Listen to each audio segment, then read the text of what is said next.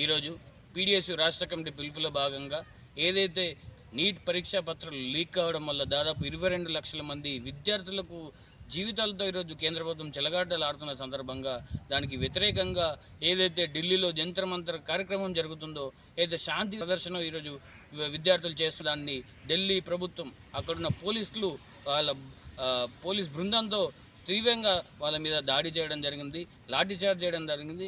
దానికి వ్యతిరేకంగా, దానికి నిరసనగా, దాన్ని ఖండిస్తూ ఈరోజు పీడిఎస్యు రాష్ట్ర కమిటీ రాష్ట్రం వ్యాప్తంగా కళాశాలలందరికీ బంద్ను పిలుపుకోవడం జరిగింది. ఈ సందర్భంలోనే ఆర్మూర్ పీడిఎస్యు కమిటీ ఆధ్వర్యంలో ఆర్మూర్ పట్టణంలోనూ మరియు ఆర్మూర్ డివిజన్ అంతటా కూడా ఈరోజు ప్రభుత్వం మరియు ప్రైవేట్ కళాశాలల బంద్ను సంపూర్ణంగా విజయవంతం చేయడం జరిగిందని చెప్పేసి ఈ సందర్భంగా తెలియజేస్తూ, ప్రధానంగా కేంద్ర ప్రభుత్వం కూడా మేము హెచ్చరిస్తూ ఉన్నాం.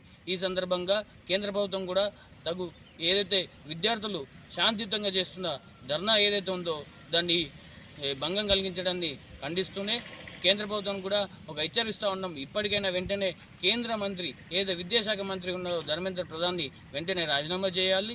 దాంతోపాటుగానే ఎవరైతే విద్యార్థులు అందులో ఆత్మహత్యలు చేసుకొని ఈ దాదాపు 22 మంది కుటుంబాల్లో ఎవరైతే ఈరోజు నష్టపోయిన వాళ్ళందరూ కూడా వెంటనే నష్టపరిహారాన్ని అందించాలని చెప్పేసి, దాంతోపాటుగానే ఏదైతే ఎన్టీఏ బోర్డు ఉందో దాన్ని వెంటనే కూడా ఈరోజు రద్దు చేయాల్సిన అవసరం ఉంది. ఎందుకంటే దాన్ని ప్రక్షాళన చేయాల్సిన అవసరం ఉంది. దాంతోపాటు దాన్ని రద్దుగానే చేయాలని చెప్పేసి కూడా ఈ సందర్భంగా మేము కేంద్ర ప్రభుత్వానికి తెలియజేస్తున్నాం. లేని పక్షంలో రానున్న రోజుల్లో పెద్ద ఎత్తున ఉద్యమాలు చేస్తామని చెప్పేసి ఈ సందర్భంగా వారిని హెచ్చరిస్తున్నాం.